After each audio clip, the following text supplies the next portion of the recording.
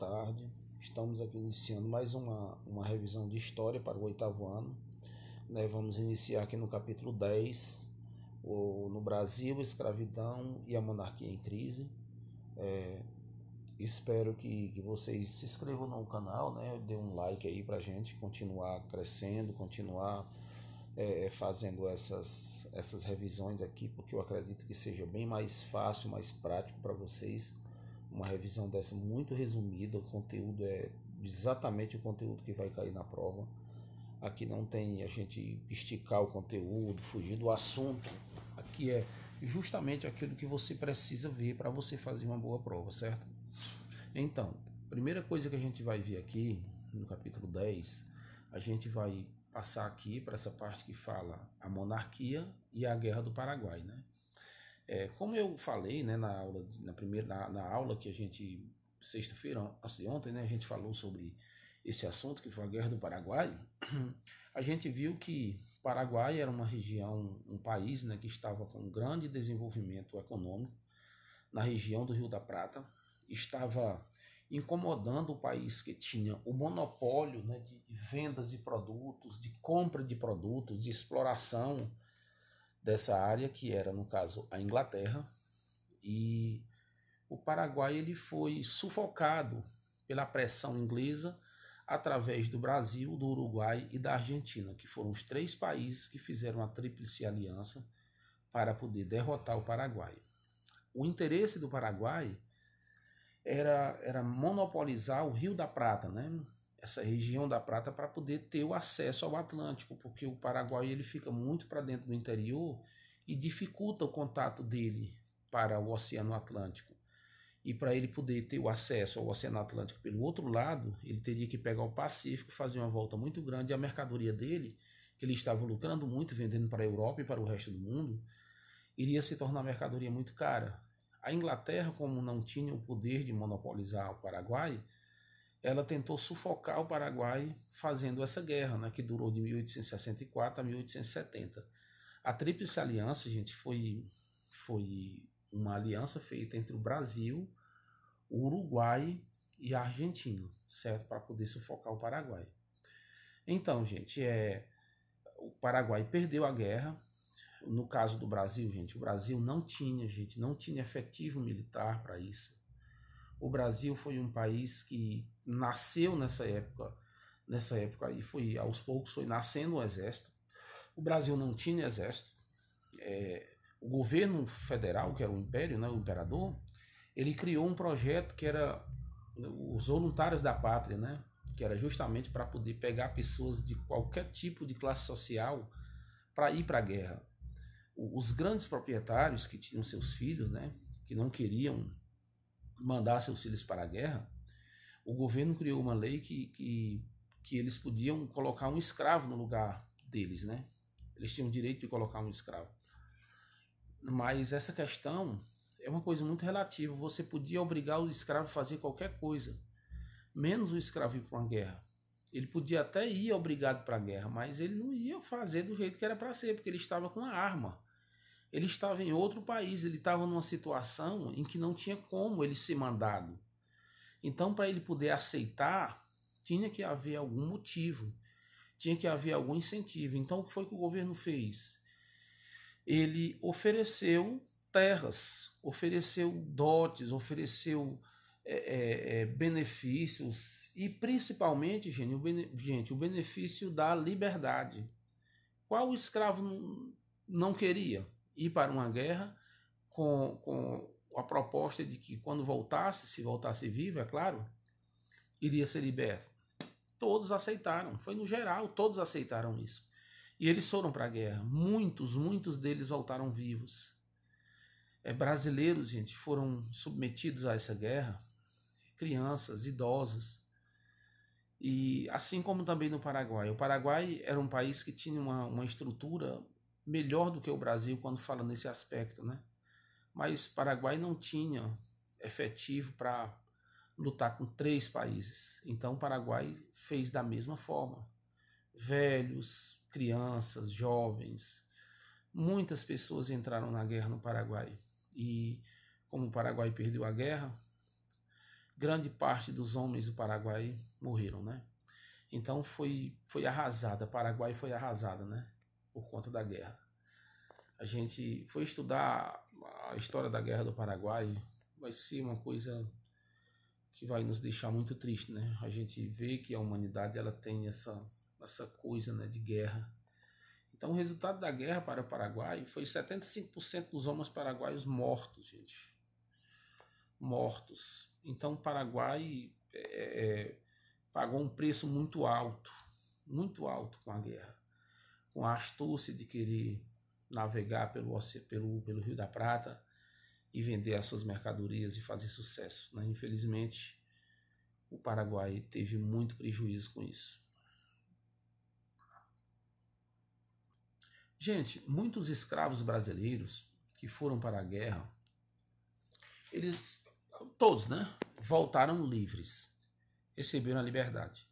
Então, isso já vai ser um problema muito sério para o Império, porque e para a plantação de café, porque se os escravos já estavam poucos, porque o fim do tráfico de escravos da África para o Brasil terminou em 1850, porque foi criada uma lei para findar o tráfico de escravos da África para o Brasil, muito embora tenha ficado o tráfico internamente entre uma província e outra, do Rio de Janeiro para São Paulo, de São Paulo para o Ceará, do Ceará para a Bahia, da Bahia para Paraíba, esse tráfico continuou existindo durante muitos e muitos anos.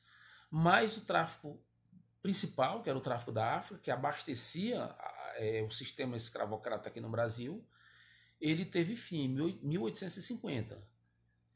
Então, gente, começou-se aí um processo de luta pela abolição.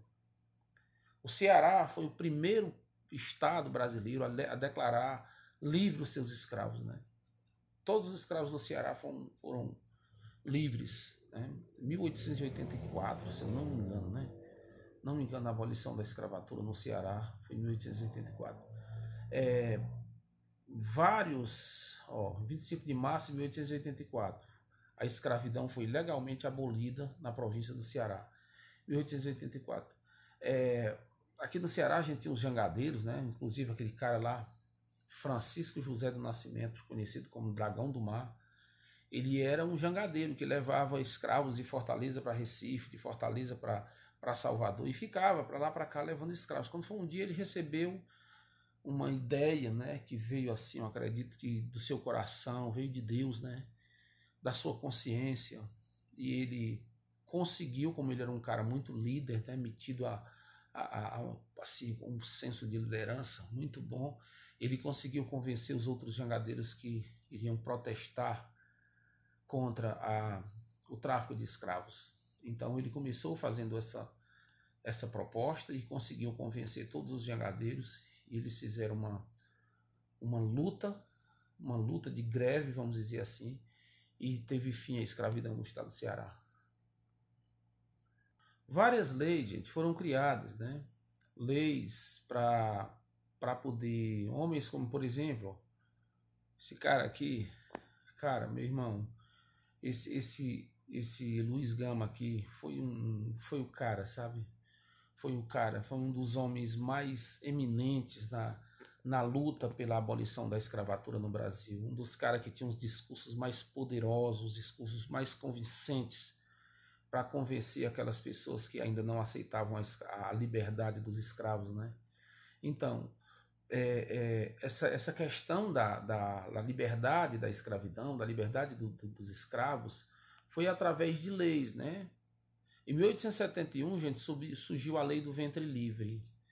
Você vai aqui na página 177.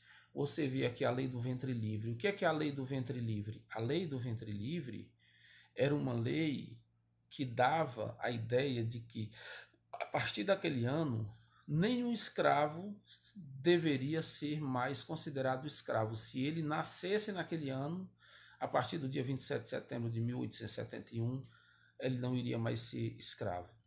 Só que a pessoa, dono da fazenda, ele teria que ficar com esse escravo até 8 anos. Quando esse escravo completasse 8 anos, o Estado deveria indenizar a família, pagando a liberdade desse escravo. que era tipo a carta de alforria, né? Só que quando o Estado não pagava, o fazendeiro ele tinha o direito de ficar com esse escravo trabalhando para ele até completar 21 anos, e a partir de 21 anos esse cara recebia a liberdade, né? A lei do ventre livre foi a maior mentira, gente. A maior mentira mesmo. Gente, outra lei criada foi a lei sexagenária. A lei sexagenária, gente, foi uma lei criada para quando o escravo completasse 60 anos, ele se aposentar. Só que a grande questão, gente, é que essa lei também foi a maior farsa, né? A lei sexagenária. Um projeto de lei criado por quem? Manuel Pinto de Souza Dantas, 1831 a 1894. Era um projeto de lei, gente, que não tinha sentido algum. Um escravo, a vida média de um escravo era 50 anos, cara. Um escravo com 60 anos, ele já estava além da sua... 50 anos não, eu estou exagerando aqui. Era 45 anos, a vida média de um escravo. Então, um escravo que chegasse a essa idade aí, ele era um vitorioso. Não tinha sentido uma lei que fosse como essa, para dar liberdade a um escravo com 60 anos. Gente, a maioria das fazendas não existia escravo com 60 anos, porque eles morriam antes dos 60 anos. Então, não tinha sentido, né? Mas a lei foi criada, né? Então, gente, tinha dado uma pausa aqui por conta que deu um problema aqui no aplicativo.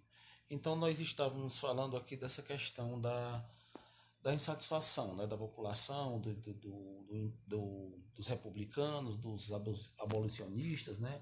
Então, se criou várias associações em todos os estados brasileiros em busca de uma libertação para os escravos. Até, gente, a monarquia enfraquecer, né, com vários outros problemas. O problema do exército, né, da Guerra do Paraguai, por conta de ter tido esse gasto absurdo e não ter tido bons resultados da guerra, a insatisfação do exército de ter sido recebido pelo imperador de uma forma assim negligente, né, que ele não estava nem aí pro exército e tal, né? Então isso ao passar do tempo, o imperador só mais enfraquecia, né? O Partido Republicano foi fundado no Rio de Janeiro, foi fundado em Minas Gerais, em São Paulo, um partido com a intenção de fazer do Brasil império, né, uma nova república, uma república em que você pudesse escolher o seu representante político.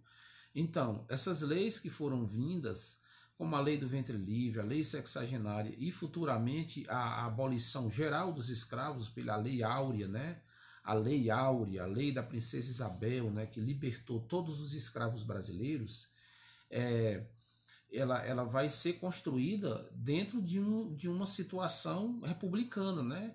Em que prega a liberdade das pessoas, prega a liberdade, né? Aqui tem uma charge, né? Quando o imperador foi derrubado do trono, né? Essa charge aqui é bem emblemática, né? Em todos os livros de história vocês vão ver isso, né? Teve a questão religiosa também, gente, a questão da maçonaria, né? Que a Igreja Católica começou o imperador, juntamente com a Igreja Católica, o imperador, juntamente com a maçonaria, começou a ter problema com a Igreja Católica. A Igreja Católica começou a perseguir os maçons, né? Inclusive o próprio imperador era um maçom. Então a Igreja Católica, os bispos brasileiros começaram a proibir de maçom entrar na Igreja Católica.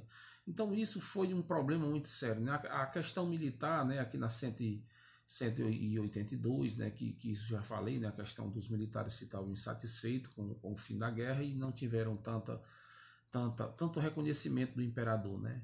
Então, gente, a nossa revisão é sobre isso, certo? Isso é a parte mais importante da revisão. Eu queria que vocês assistissem o vídeo por completo, assistissem outra vez, né, para melhorar aí na memorização de vocês para fazer essa prova na quarta-feira.